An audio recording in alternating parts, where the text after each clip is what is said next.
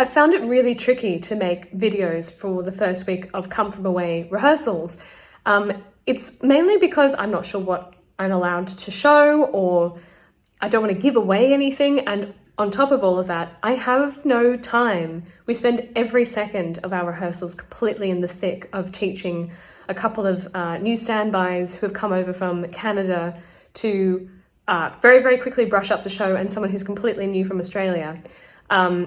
It's controversial as to whether you should cast people from different places around the world. I am incredibly grateful for these Canadians because they have a familiarity with the show because they were part of, I'm not quite sure what their background is, but they never went on for the roles that they're doing at the moment. So they're learning new tracks.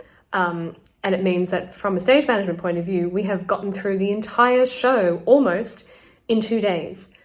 That also means that I've called an entire show in the last 2 days, maybe twice, because my role as a DSM is to learn the book, but also on top of that, we are running the room without a revolve. So Come From Away has a revolve, which means that as it spins around, the set changes. And when you rehearse without a revolve, you pick up your music stand, usually a music stand, with your prompt copy or your script in it, and you walk around the outside of the circle, pretending to see the revolve moving. That's all very well for a director, but for stage management, it means that we actually had to put spike marks on the floor in like 4 or 5 different orientations. So the floor is like 10 times more colorful with spike marks than it would be in the actual show. And on top of that, we have to not only move the chairs around for the people who aren't there, because there are 14 people in the show, there's only, I think, 5 on stage at the moment. Everybody else in the show moves the chairs around all the time, whilst the set is actually moving as well. So I have just been like desperately trying to get my head around these amazing plots that have been built. Thank you, whatever stage management team made these originally, and whoever updated them from the Australian stage management team. Thank you, they are lifesavers. But we end up looking at diagrams, and I'm just not very visual, let's be honest. A non-visual stage manager with a bad memory, how did that happen? I'm good at reading music, I'm good at doing things repeatedly, accurately, and upholding standards. But thankfully, the people on the team who are the ASMs on the floor have incredible memories, and they're really like physical. They remember how they did things, whereas if you span me around on the stage, if I hadn't seen it before, I'd be like, where am I? What are all these marks? I'm getting better. I was beating myself up a lot yesterday, but today actually we ran through most of the show and I didn't make any errors. So that's really good. But it really, my brain has been completely packed with information.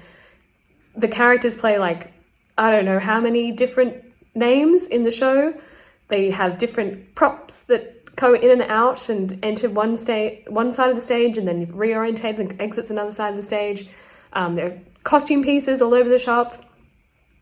And it's basically an opera. It's almost sung through entirely with a couple of like tiny scenes stitching songs together.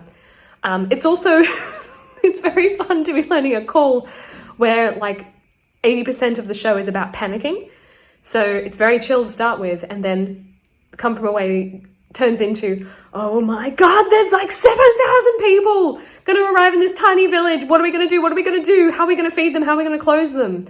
And when you're learning a call and that's the vibe of the show, it's pretty panicky as well. So that's been a lot of fun. But I am falling madly in love with my stage management team. They're just so funny. They're great. I think we're going to have a really fun year together. Yep, they're so good. But yeah, haven't made many videos, but I will try and fix that up.